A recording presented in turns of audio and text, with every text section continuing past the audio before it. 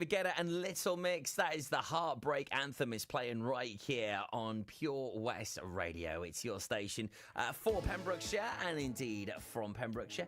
25 minutes past 11 and on the first Wednesday of every month, I've got the pleasure of catching up with somebody from the wonderful, iconic Picton Castle Gardens.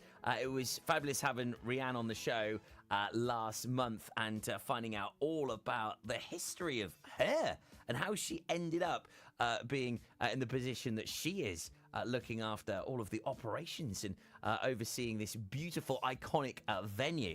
And of course, an instrumental part. It's in the name. It's Picton Castle Gardens. It is those gardens. And I'm joined by Roddy, the head gardener. Good morning, mate. Good morning there.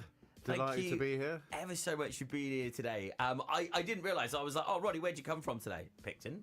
I was like, you actually live there?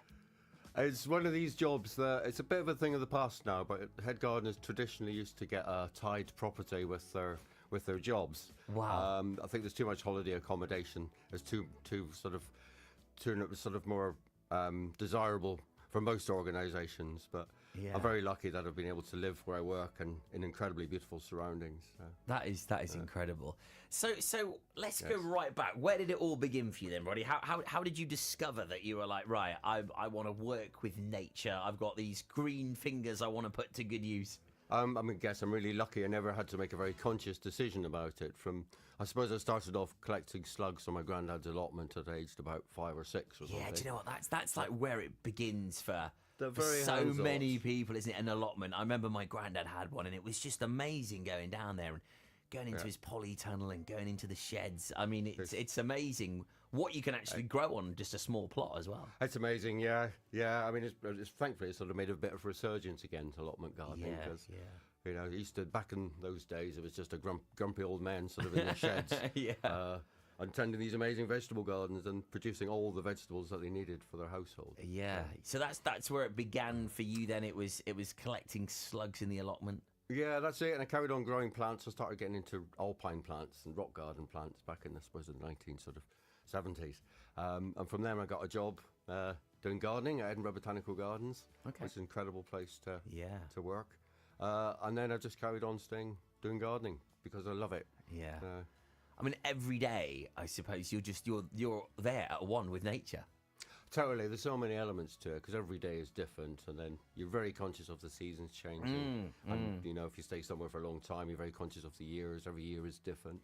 You're very immersed in all the wildlife that's at Picton as well as the people. So yeah, I mean, I was just saying to you off air, right? We can't wait to come and do an outside broadcast and be immersed in what Picton has to offer in 2025. And you said it's really quite. You said it's. Do you want the birds? You know, it's quite noisy in the mornings. It's very noisy. Yes, but around my house, my wife spends a lot of money on bird food, so we've got our own privatised flock of birds, but. There's so much energy in the springtime, all the flowers coming out in the next 2 or 3 months.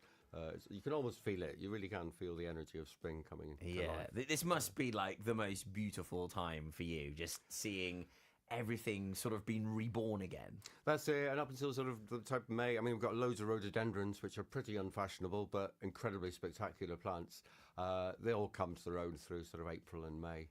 And then later on in the season, we've got all the other herbaceous type plants and annual plants that grow through the summer months. And then we've got big collections of ferns and other things like that. They're lovely through the summer. We've got a big jungle garden, which is full of sort of big colourful plants, big leafy plants that comes into its own sort of September time, really.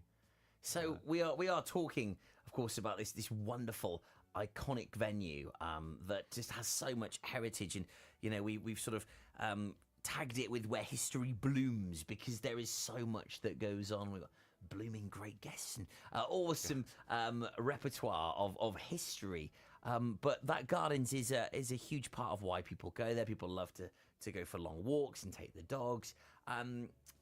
What sort of size garden are we talking about that you actually have to look after there, Roddy? It's roughly about 50 acres, something like that, but it's about a mile long. and about half a mile wide with the castle in the middle. Yeah. We are in the process of trying to take over another 7 or 8 areas of meadow area in front of the castle, which will manage like an old-fashioned hay meadow for basically for the benefit of wildlife and for people to walk through, which will be a lovely addition. Yeah, it certainly will be. I mean, there is just so much to see at Picton. You know, when you're out there just going for a stroll, is there sort of one part or one little place there that's maybe your favourite that you like attending to? I'm pretty fickle. It changes according to the years. That's a good way of being. Yeah, I mean, there's various, every sort of, I mean, the springtime, it's the woodland gardens are pretty incredible. As I mentioned, I'm well into ferns, so we're creating a new fern bit outdoors, so that's quite interesting to me at the moment. But it's, what we've got is we've got a lot of different parts of the garden, and we try and manage it so each area has a different feel to it, different sort of atmosphere, if you like. Okay. Just to make it more interesting for visitors. Yeah. And I suppose when you've got these visitors that keep coming back, you know, time and time again, it's nice to, you know, just create something a little bit different in certain areas for them as well. Well, some of our season ticket holders, they come 3 or 4 times a week just to see the changes. And it's a lot easier to visit a garden than do your own garden. So I appreciate for a lot of dog walkers, which is really nice. Which brings me nicely on to say, Roddy, I mean, you know, especially at the moment, you know, we've had lots of storms again. You know, there's a lot of talk of climate change. I mean, you're out in it every day. So what's your take on things at the moment? It's interesting. It's very complex. It's not black and white. It's pretty much as you'd expect the climate models have predicted. More extended periods of wind, more high periods of wind. So, and we do have to adapt as gardeners to that. If we're going to get the odd very dry summer, certain plants we have to consider whether it's worth growing them. More extreme winters, it might be extremely windy, extremely cold, or even extremely mild. But we're going to get that mixture. And regarding the winds, you know, we have to sort of really think about trees that are going to tolerate the high winds in the future. We lost a lot of trees the end of last year, sort of, with those 2 big storms. But, you know, that's the nature of woodland gardens and gardens. They do change over time anyway, so as long as you're planting stuff every day, virtually, there's something for the future. Now, there's always 2 people that I will speak to about the weather. Pilots, or people in aviation, and also gardeners. What do you reckon? How's the vibe? How's the feel for this year? Because a lot of people I've spoken to so far think we're in for a really warm summer. It's okay. I think a couple of weeks might see the frosts easing off a bit, and I think we're about due for another pretty hot, sunny one. Yeah. Which is good news for gardeners. Really. Yeah, definitely. Last year was a struggle. Stuff didn't really want to grow very much because it was so damp. The soils didn't really warm up till quite late.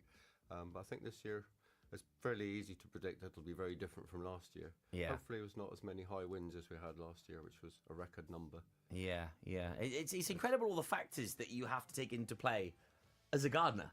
You know, it's not just, you know, I mean, as you say, every day is different. The weathers are different. The seasons change slightly, give or take. And it's that sort of, I guess, the attitude you need to put towards that to what the result you get from it. You have to sort of really prioritise what jobs you're doing when. At the moment, we've been blessed with a very dry, sunny spell, so we're rushing around trying to do all the jobs you can't do when it's too muddy, like putting paths in place and stuff like that.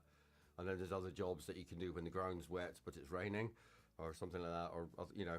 So you have to be thinking of 4 or 5 different types of jobs that you can be doing in any one day. Yeah. Lot of planning. So at this time of sort of seasoning, how might your day play out? What's the sort of typical thing you do? What time would you get up? Where would you go? Okay, up about 7ish, something like that, be honest. Yeah. Start work at 8 o'clock. Yeah, get at 'em. Team goes out to the garden team go out to various places in the gardens to do various jobs. So how many people? We've got 5 full-time gardeners now. Wow. Which includes a trainee. And then after that, we've got a lot of volunteers. They usually arrive about 9 o'clock, and they're with us for a day. So they're fantastic help as well. And that way, we just sort of plod on till 4 o'clock generally. Yeah. Have you got many volunteers that come through, or are you looking for more? Always looking for more. Yeah, if people are keen to volunteer, it's a good social activity as well. We're generally on Tuesdays and Wednesdays are volunteer days. We had a couple of new ones start this week, which is great. Oh, fantastic. And if you are looking to potentially help out with Roddy and the team, please do get in touch with Picton. It's really easy to find all the details. Head on over to purewestradio.com. Well, let's hope it is a nice, dry, warm one, Roddy. I can't wait to come out and see you and see you in your office. What do you think of mine? It's very small. Dry, cozy, but yeah, I mean, all those things definitely. During the in winter, I love being in here. In the summer, it's like, oh, I just want to be outside. I just want to be outside. That's why we do loads of outside broadcasts. We can't wait to be bringing the daytime show with Ocky White Travel live in the next couple of weeks from Picton Castle Gardens. As history blooms, as spring opens its doors, we can't wait to go and see it. And, of course, you can pop along to Picton Castle Gardens right now. And you had a wonderful St. David's weekend. Loads of my friends and family there. They I think there's about 600 people came along, which is great. We just opened the gates to anybody local or anyone, for that matter, without paying for the day. Yeah. It's lovely to sort of be able to get people that haven't been before. I often meet people that haven't been to Picton, and they'll just be blown away when they first do come. They only live in Haverfordwest, maybe, so they'll love it when they do come. And that's it. That's our duty and job here at Pure West, is to spread more of this Picton Castle Garden love, and we can't wait to immerse ourselves in it throughout the summer months. That's for sure. Roddy, thank you for taking some time out of your busy gardening schedule to join us here on the show today.